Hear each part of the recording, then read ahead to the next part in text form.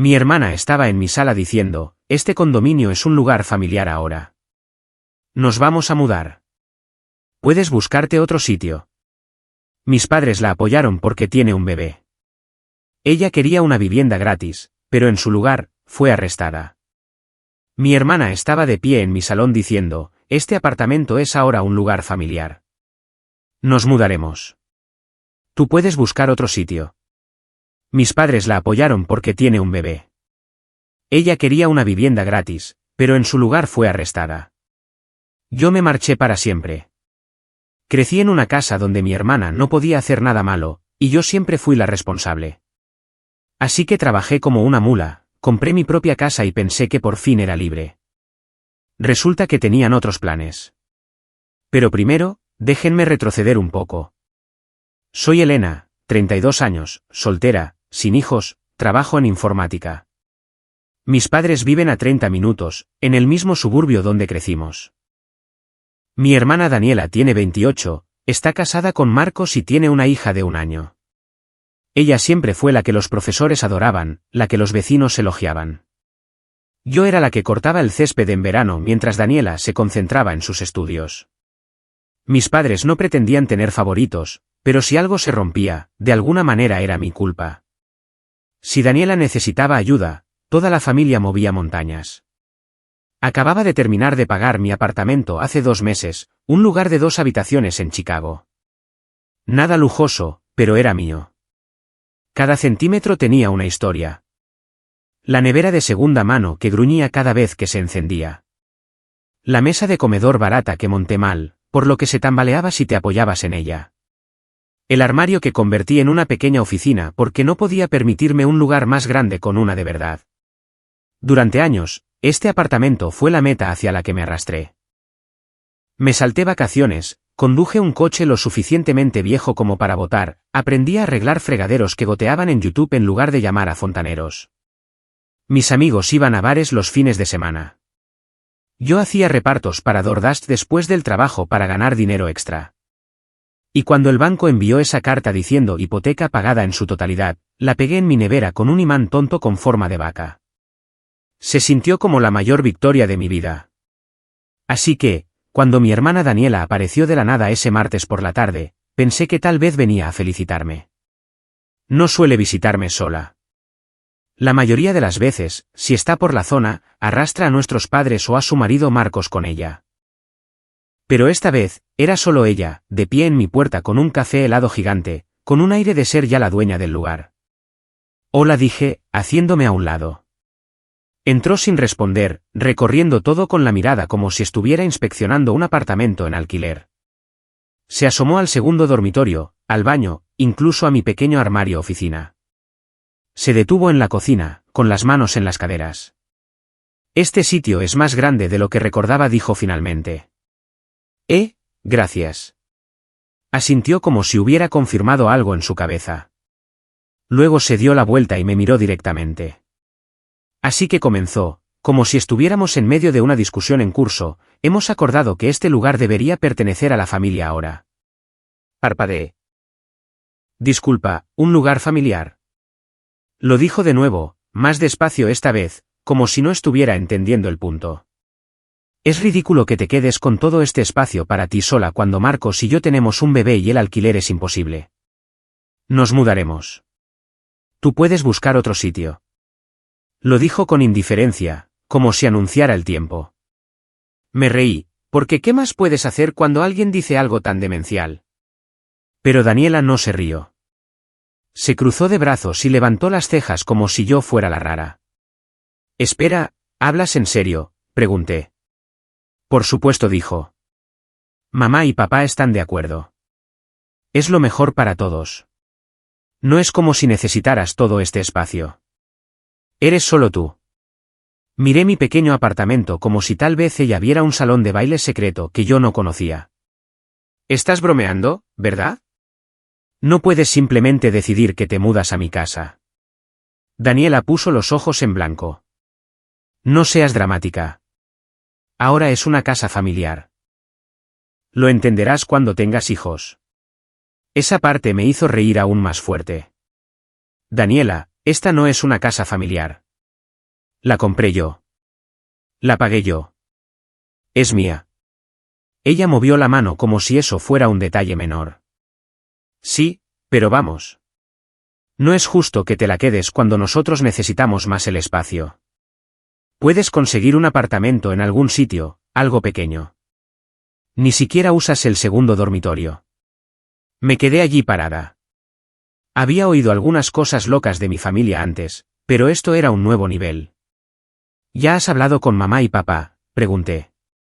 Claro, dijo, como si fuera obvio. Creen que tiene todo el sentido.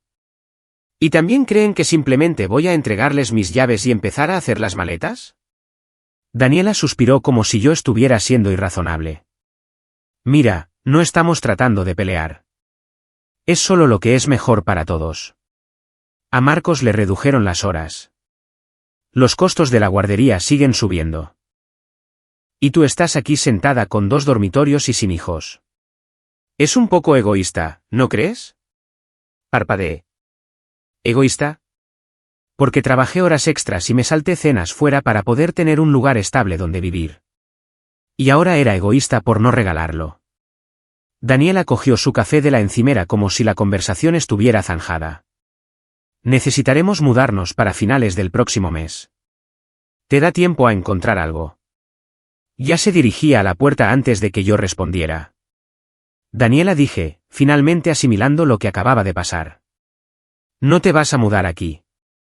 Se detuvo con la mano en el pomo de la puerta y me dedicó una sonrisa. Del tipo que la gente usa cuando cree que acabarás cediendo. Ya hemos hablado con mamá y papá, repitió. Y luego se fue. Me quedé en medio de mi salón, mirando la puerta después de que se cerró. La nevera se encendió detrás de mí, emitiendo ese gruñido familiar. Miré la carta de la hipoteca que todavía colgaba allí con el imán de la vaca. Por un segundo, me pregunté si me lo había imaginado todo. Pero no, Daniela hablaba en serio. Y aparentemente, mis padres también. Aún no sentía ira, solo desequilibrio, como si el suelo se hubiera inclinado un poco y estuviera esperando a ver si seguiría haciéndolo.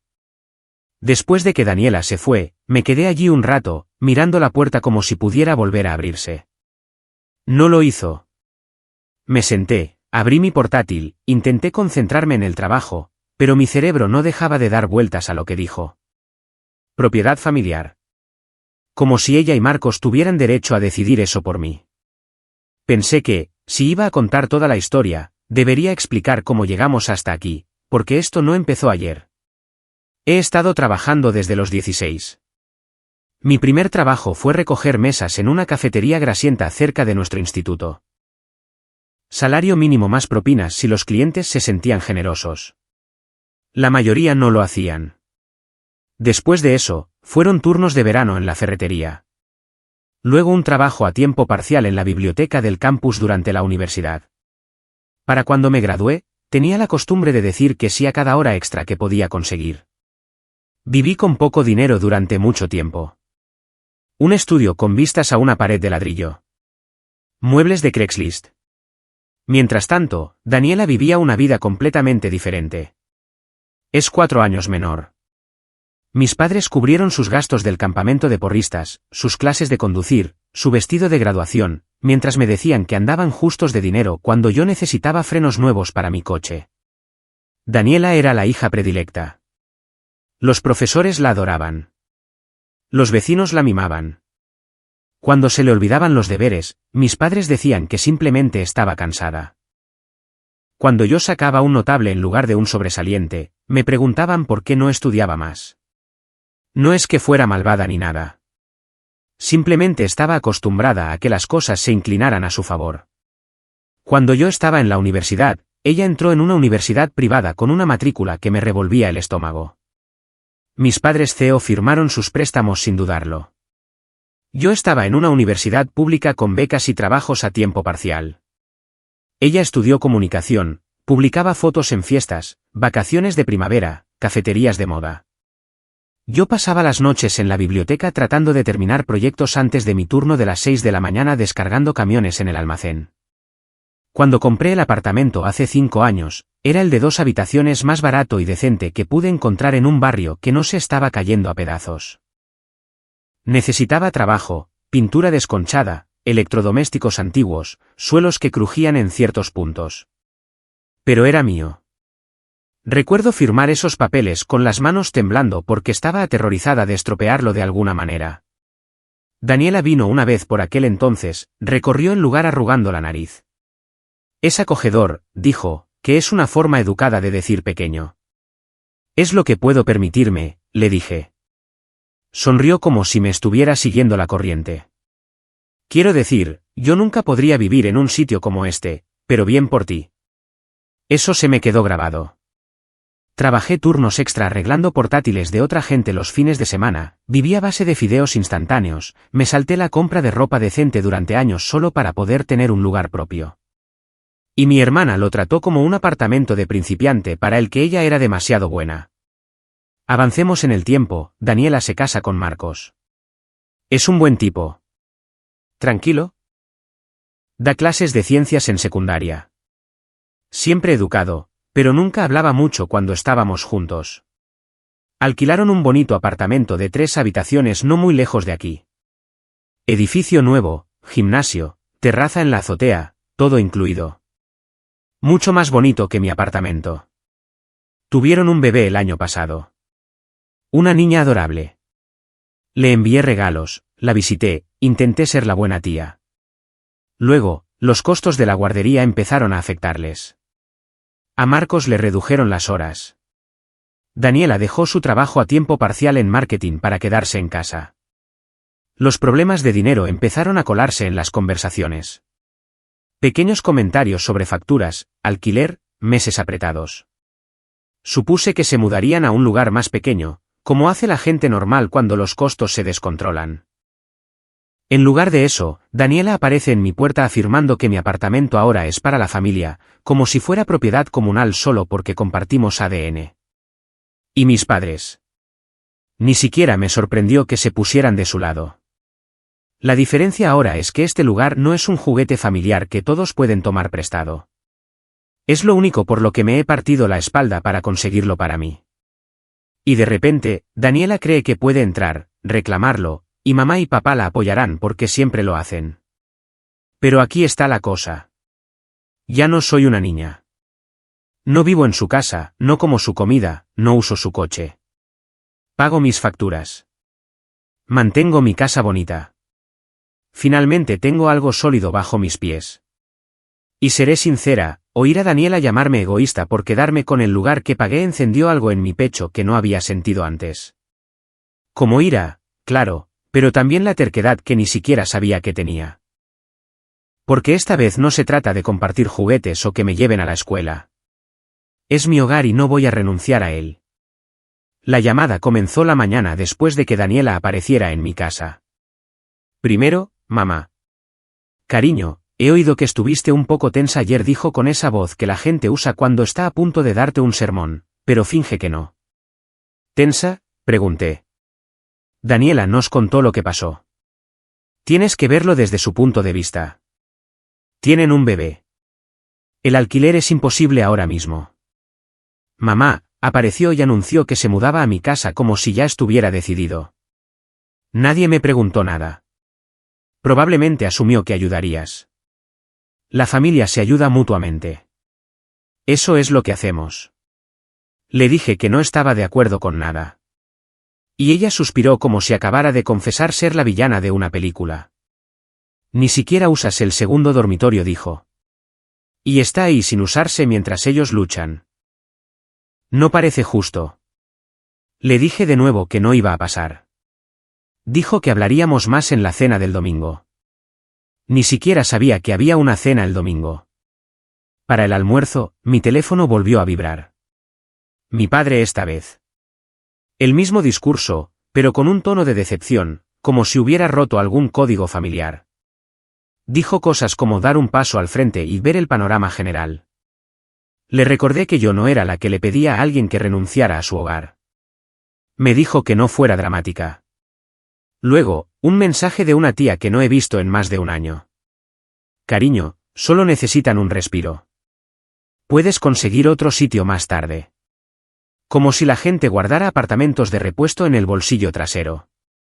Para esa noche, Daniela envió un largo mensaje sobre cómo esto era temporal y por el bien de la familia.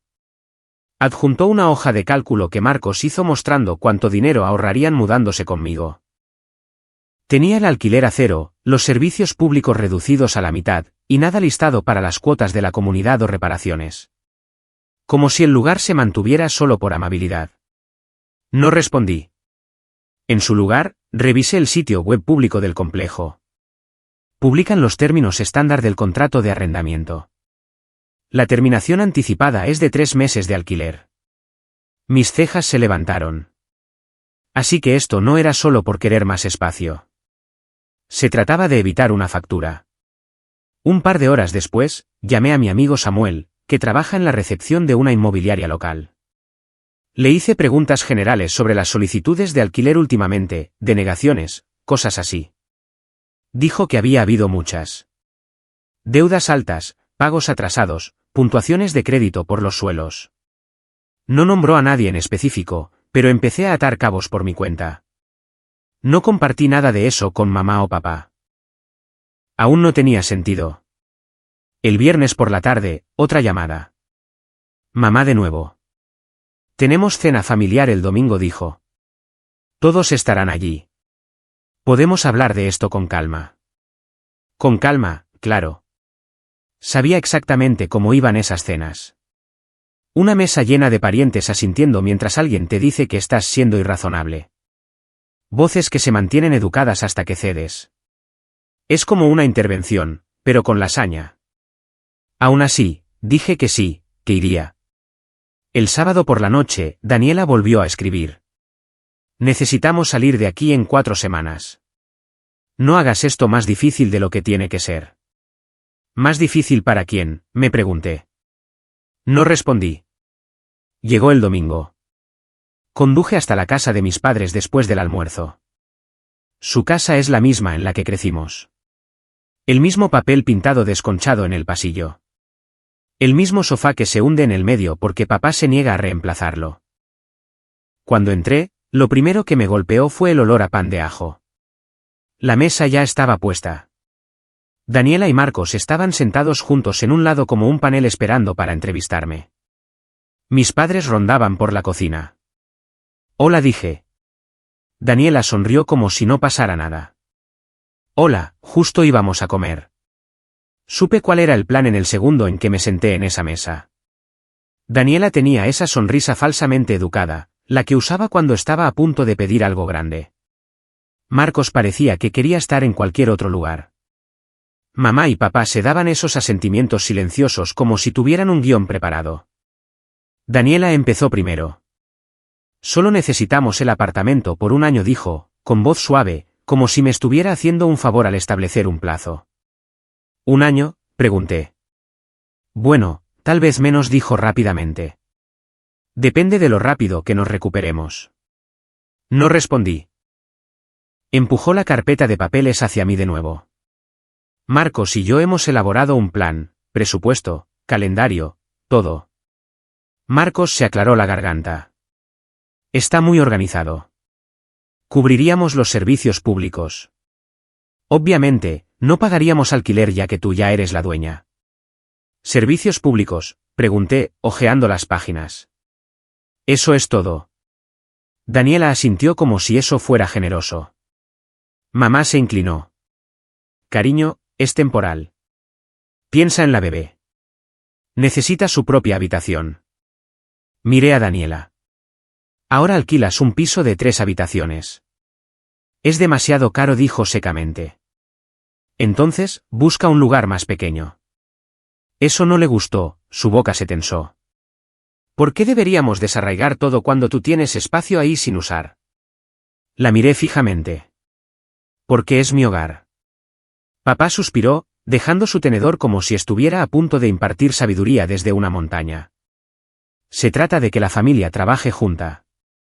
Tú tienes el espacio. Ellos tienen la necesidad. Es de sentido común. Señalé los papeles frente a mí. Escribisteis esto como si ya hubiera aceptado. ¿Alguien pensó en preguntarme primero? Silencio. Daniela finalmente dijo, Pensamos que sería razonable una vez que vieras los números. Pasé a la supuesta página del presupuesto. No había cuotas de la comunidad, ni reparaciones, los servicios públicos reducidos a la mitad, como si las facturas de electricidad funcionaran con buenas vibras. Alquiler, 0. Empujé la carpeta de vuelta hacia ella. No va a pasar. Su sonrisa se quebró. ¿Por qué no? Ni siquiera usas el segundo dormitorio. Eso no importa. Está ahí sin usarse mientras nos ahogamos en facturas, dijo, su voz subiendo un poco. Y tú tienes espacio extra que no necesitas. Es egoísta. Ahí estaba de nuevo.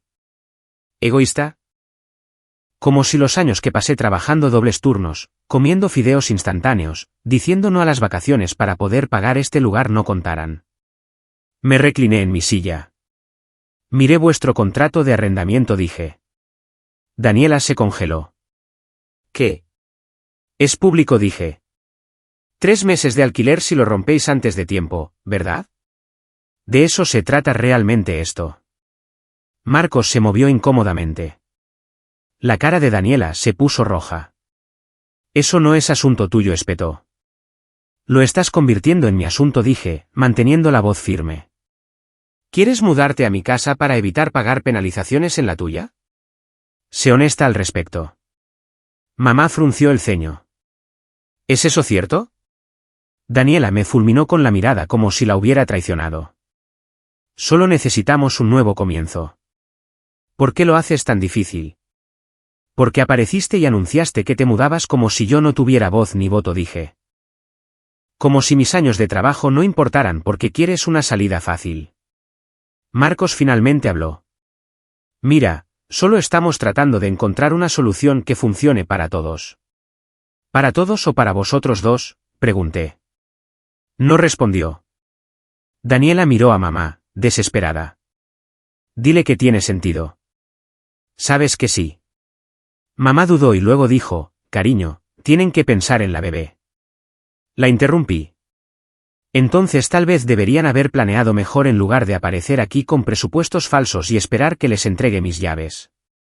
Daniela golpeó la mesa con la mano. Somos familia. La familia se ayuda. La familia también se respeta, dije. No puedes decidir que mi hogar ya no es mío porque tomaste malas decisiones financieras. Papá finalmente habló. De acuerdo, calmémonos. No, dije, poniéndome de pie. Todos os sentasteis aquí listos para hacerme sentir culpable como si yo fuera la mala por no renunciar a lo único por lo que he trabajado. No lo voy a hacer. La voz de Daniela temblaba ahora. Así que prefieres vernos sin hogar antes que ayudar. Alquiláis un apartamento de 3 habitaciones, dije. Vended los muebles, romped el contrato, mudaos a un lugar más barato. La gente lo hace todo el tiempo. Pero no os vais a mudar aquí. Mamá parecía atónita. No lo dices en serio. Si lo digo, dije. Esto ya no es un debate. La cara de Daniela se puso roja. Marcos miraba la mesa como si la veta de la madera fuera fascinante. Cogí mi chaqueta. Gracias por la cena, dije, dirigiéndome a la puerta. Buena suerte con el contrato. Nadie me detuvo. Al salir, oí a Daniela murmurar algo a mamá sobre que yo era una desalmada. Ni siquiera miré atrás. Y después de la cena, el coro familiar se activó. Daniela con, todavía podemos arreglarlo. Mamá con, la familia es lo primero. Papá con su panorama general. Incluso un tío que no he visto en un año opinó con, ella tiene un bebé. Tú no. Dejé de responder. No iba a cambiar de opinión. Pasó una semana. Una noche, después del trabajo, llegué a casa y noté algo junto a la puerta. Finos arañazos cerca de la cerradura. Una marca de roce en la parte baja de la madera como si alguien la hubiera pateado ligeramente. Pasé el dedo por los arañazos. Podría no ser nada, claro, pero he vivido aquí 5 años. Conozco cada abolladura y crujido de este lugar. Eso no estaba ahí antes. Se me revolvió el estómago. Entré, cerré la puerta con llave y me senté frente a mi portátil. Rellené el formulario de denuncia no urgente en línea de la ciudad. Solo lo básico, posible manipulación, sin entrada, sin sospechosos. Le di a enviar, recibí el correo de confirmación y cerré el portátil. Al día siguiente, cambié el cerrojo por uno de seguridad antitaladro y añadí 2 cámaras, una mirilla digital que daba al pasillo y una pequeña cámara con sensor de movimiento en el interior que cubría la entrada. Ambas grababan en alta definición y enviaban alertas a mi teléfono. No costó mucho. Valió cada centavo si tenía razón sobre quién andaba merodeando. Durante 2 noches, no pasó nada. La cámara permaneció en silencio. Aún así, seguí revisando las grabaciones antes de dormir. El volumen de mi teléfono al máximo por si llegaban alertas. La tercera noche, sucedió. 2:37 de la madrugada. El zumbido del teléfono en la mesilla de noche me despertó. Movimiento detectado en tu puerta. Cogí el teléfono, abrí la aplicación. La imagen granulada en blanco y negro mostraba a alguien en mi puerta. Daniela, con la capucha puesta, el pelo asomando por los lados, los hombros encorvados. Tenía algo brillante en la mano, moviéndolo alrededor de la cerradura. Sentí que se me oprimía el pecho. Pulsé el botón de grabar en la aplicación. Salté de la cama y llamé al 911. Le susurré al operador, alguien está intentando forzar la entrada a mi apartamento. ¿Tengo vídeo? Di la dirección. Me mantuve en la línea. Daniela seguía trabajando en la cerradura como si lo hubiera hecho antes, como si supiera que no estaba en casa. Las luces del pasillo del edificio se encendieron. Temporizador automático. Se congeló por medio segundo, miró por encima del hombro y luego volvió a juguetear con la cerradura. El operador dijo que las unidades estaban cerca, me dijo que no me moviera. Observé a través de la pantalla del teléfono, con el corazón a 1000. 1 minuto después, 2 policías aparecieron en la cámara del pasillo, caminando rápido. Daniela no los vio hasta que estaban casi encima de ella. Me quedé detrás de la puerta hasta que los oficiales llegaron. Cuando le dijeron que se apartara, abrí y les mostré la transmisión en vivo con la herramienta en la cerradura. Los policías le pidieron su identificación. Tartamudeó, dijo algo sobre haber olvidado sus llaves. Les mostré la grabación de la aplicación. Ella con el destornillador, claro como el agua.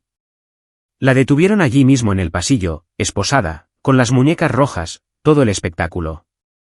No me sentí satisfecha. Ni siquiera estaba enfadada en ese momento, solo cansada, temblorosa, como si mi cuerpo no hubiera alcanzado a mi cerebro todavía. Me preguntaron si quería presentar cargos. Dije que sí. Un policía se quedó para tomar mi declaración mientras el otro se llevaba a Daniela por el pasillo. 5 minutos después, apareció Marcos, con el pelo revuelto, en pantalones de chándal, como si hubiera venido corriendo. ¿Qué está pasando?, preguntó, con la voz quebrada. Intentó forzar la entrada, dije secamente. Marcos miró al policía, luego a mí. Es un malentendido. Tenía una copia de antes. Lo interrumpí. Nunca le di una copia. Pensó que todavía tenía una, dijo débilmente. No la tenía, dije. Marcos se frotó la cara. No discutió más. Solo murmuró algo sobre llamar a un abogado y siguió a los policías. Cerré la puerta con llave detrás de ellos, comprobé 2 veces el cerrojo y me senté en el sofá mirando a la nada durante mucho tiempo. Las cámaras siguieron grabando hasta que el pasillo volvió a quedar en silencio. La mañana después de que arrestaran a Daniela, me tomé un par de horas libres del trabajo. Quería documentarlo todo antes de que la gente empezara a insultarme de nuevo. Primera parada, la comisaría. Entregué los archivos de vídeo. Dijeron que habían recuperado el audio del 911. Uno de los oficiales me dio un número de caso y dijo que el vídeo hacía las cosas bastante sencillas. Presentarían el informe, lo enviarían al fiscal y recibiría actualizaciones más tarde. Cuando llegué a casa, hice 2 copias de todo, una en una memoria USB y otra en una carpeta bloqueada en mi cuenta en la nube. Imprimí el informe del incidente y lo metí en una carpeta con los papeles de mi hipoteca. Luego envié un correo electrónico a mi jefe diciendo que llegaría un poco tarde al trabajo debido a un incidente de seguridad personal. Eso fue todo lo que dije. Me respondió, ocúpate de lo que necesites. Gracias por avisar. Lo dejé así. Para el mediodía, mi teléfono no paraba de sonar. Mamá primero. ¿Cómo pudiste hacerle esto a tu hermana?, preguntó, con la voz aguda. Intentó forzar la entrada a mi apartamento a las 2 de la mañana, dije. Yo no hice esto. Lo hizo ella. No tenías que llamar a la policía, dijo mamá, como si hubiera habido una opción mejor. Tenía un destornillador en mi cerradura, dije. ¿Qué querías que hiciera? ¿Abrir la puerta y ofrecerle café?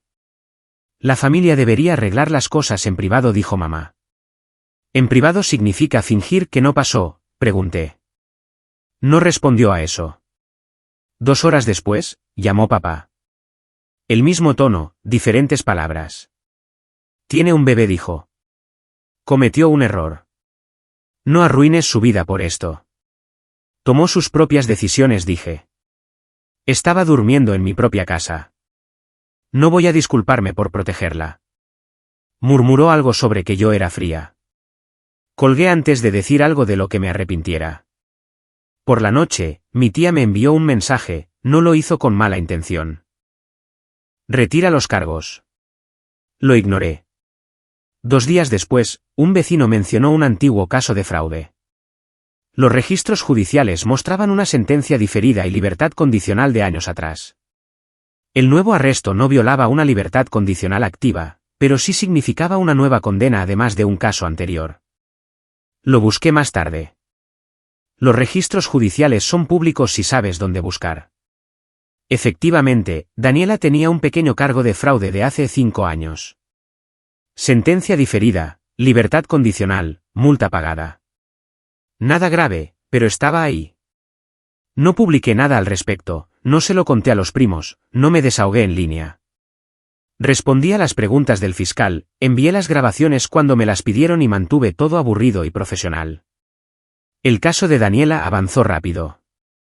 La acusaron de delitos menores relacionados con el intento de allanamiento, y el caso anterior no ayudó. Se declaró culpable para evitar un lío mayor. El juez le dio una sentencia corta, 3 meses, y un historial criminal que esta vez no desaparecería. Marcos me envió un mensaje mientras ella estaba dentro. Un largo párrafo sobre el estrés que habían estado sufriendo. Costos de guardería, facturas médicas, alquiler demasiado alto, la vida viniéndoles encima demasiado rápido. Dijo que Daniela solo intentaba hacer lo que hacen los padres, mantener un techo sobre la cabeza de su hija. Lo leí 2 veces, lo guardé y no respondí. Su situación económica se fue a pique después de eso. Todavía tenían un contrato de arrendamiento de duración determinada. Cuando lo rompieron, la penalización de 3 meses les golpeó. Después, consiguieron un alquiler a corto plazo de mes a mes en otro lugar, y la tarifa se disparó. Con Daniela sin trabajar y ahora con antecedentes, Marcos lo llevaba todo con un sueldo de profesor. 3 meses después, Daniela salió. Me enteré por mamá de que se habían mudado con ella y papá por un tiempo. Eso es entre vosotros y ellos, dije. Ya no es asunto mío. A mamá no le gustó esa respuesta. Dijo que el ambiente en casa era tenso. Daniela y Marcos discutían por las facturas. Papá odiaba el ruido. Mamá intentaba mantener la paz. Yo me mantuve al margen. Un mes después, vi a papá en persona. Pasó por mi apartamento para dejarme algo de correo que había llegado a su dirección. Parecía cansado. Tu hermana lo está pasando mal, dijo finalmente.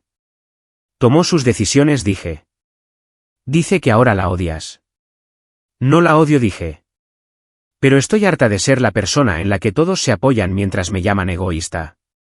No discutió, no la defendió, solo asintió lentamente, me entregó el correo y se fue. Esa fue la última conversación real que tuvimos sobre el tema. La vida volvió a la normalidad para mí más rápido de lo que esperaba. Mantuve mi rutina. Trabajo por las mañanas, gimnasio por las tardes, arreglé la ventana atascada de mi salón un sábado, finalmente pinté la pared desconchada del pasillo con rodillos baratos y demasiada cinta de pintor. Pequeñas cosas que llevaba años queriendo hacer. Más tarde, me enteré por mi madre de que Daniela quería aclarar las cosas. Lo primero que pensé fue que quería gritarme. Lo segundo fue que probablemente quería algo de nuevo. No me puse en contacto. En su lugar, les envié una sola cosa por correo. Una foto enmarcada de mi puerta principal con la nueva cerradura instalada. Debajo, una nota corta: espero que encontréis un lugar que sea vuestro. De verdad. Sin insultos, sin juramentos, solo claridad. 2 semanas después, llamó mamá. Daniela quiere hablar, dijo con cuidado, como si yo fuera un animal salvaje que no quería asustar. ¿Sobre qué? Quiere disculparse, dijo mamá. ¿Esa disculpa viene antes o después de que pida algo?, pregunté. Silencio en la línea. Me reuniré con ella, dije finalmente. Pero este es el trato. Mi casa está fuera de la mesa. Nadie aparece sin ser invitado. Si no puede aceptar eso, no voy. Mamá estuvo de acuerdo. La reunión se fijó para el sábado en su casa. ¿Terreno neutral?, dijo mamá. Daniela ya estaba allí cuando llegué, sentada en la mesa de la cocina, con los brazos cruzados y la barbilla en alto. Marcos estaba a su lado, con aspecto de querer desaparecer en su silla. Me senté frente a ellos. De acuerdo, dije. ¿Querías hablar? Adelante. Daniela no perdió el tiempo. No tenías que llamar a los policías, empezó, con la voz aguda. La familia no se hace eso. La miré fijamente. Intentaste forzar la entrada a mi casa. Estaba desesperada, dijo, como si eso lo justificara. No querías escuchar. No nos dejaste otra opción. Había una opción, dije. Podrías haber encontrado otro apartamento como la gente normal. Ella movió una mano. ¿Sabes lo difícil que es con un bebé y las facturas? Necesitábamos ayuda. Querías una casa gratis, dije secamente. Merecíamos ayuda, espetó. Tú no tienes hijos. No entiendes lo que es. Todo ese espacio desperdiciándose mientras nos ahogábamos.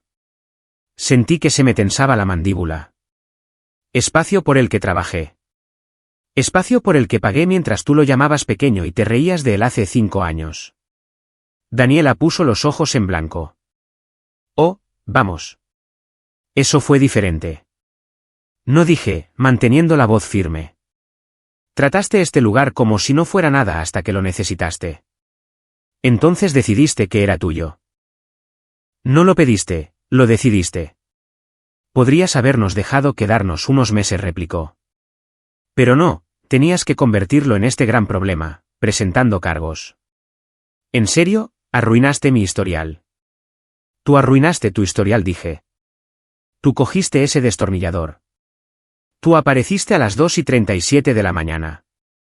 No yo. Daniela se inclinó hacia adelante, con los ojos afilados. ¿Crees que eres mejor que nosotros porque tienes un apartamento y ninguna responsabilidad? ¿Crees que trabajar unas horas extra te convierte en una especie de heroína? Me reí una vez, corta y seca. No. Creo que me convierte en la persona dueña del lugar que intentaste robar. Su cara se puso roja. Solo necesitábamos un respiro. Y yo necesitaba límites, dije. Ahora los tengo. Abrió la boca, pero seguí hablando. Apareciste sin ser invitada. Ignoraste ¿no? ¿Qué te di? Intentaste forzar la entrada y ahora estás enfadada conmigo porque hubo consecuencias. Marcos finalmente habló, con voz baja. Solo quiere decir que no tenía que llegar tan lejos. Llegó tan lejos como ella lo empujó, dije. No voy a cargar con eso por ella. Daniela me fulminó con la mirada, con los puños apretados sobre la mesa. Un día necesitarás ayuda. No esperes que estemos ahí. Me levanté. Bien. Así todos lo tenemos claro. Parpadeó como si no esperara esa respuesta.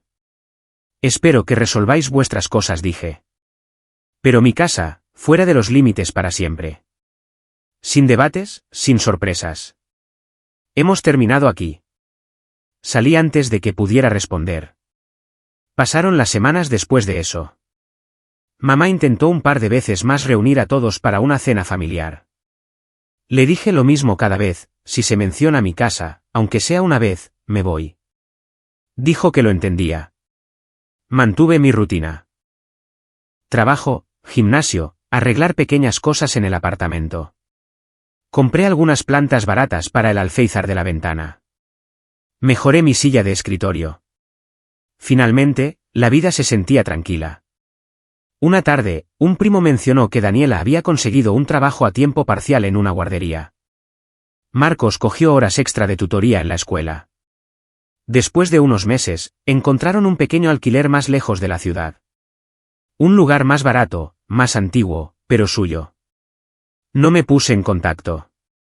No por enfado, simplemente había terminado con el tema. Un año después, el apartamento se veía mejor que nunca.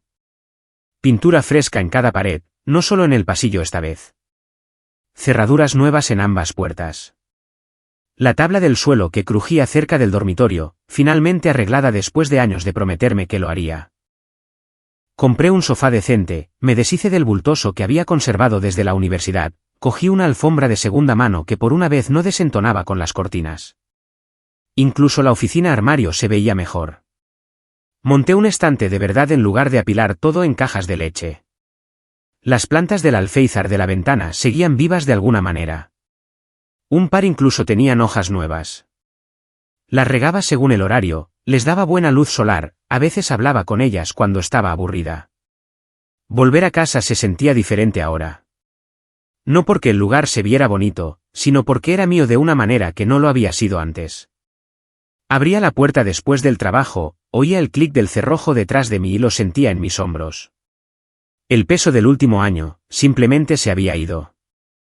Sin visitas sorpresa, sin chantajes emocionales, sin llamadas diciéndome que era egoísta. El silencio no era solitario. Era constante. Por primera vez en mucho tiempo, podía sentarme en mi sofá con la televisión apagada. Sin ruido, sin drama, y simplemente respirar en mi propio espacio sin preguntarme qué pelea vendría después. Paz, no victoria, no venganza, solo límites que se quedaron donde los puse. Y para mí, eso lo era todo.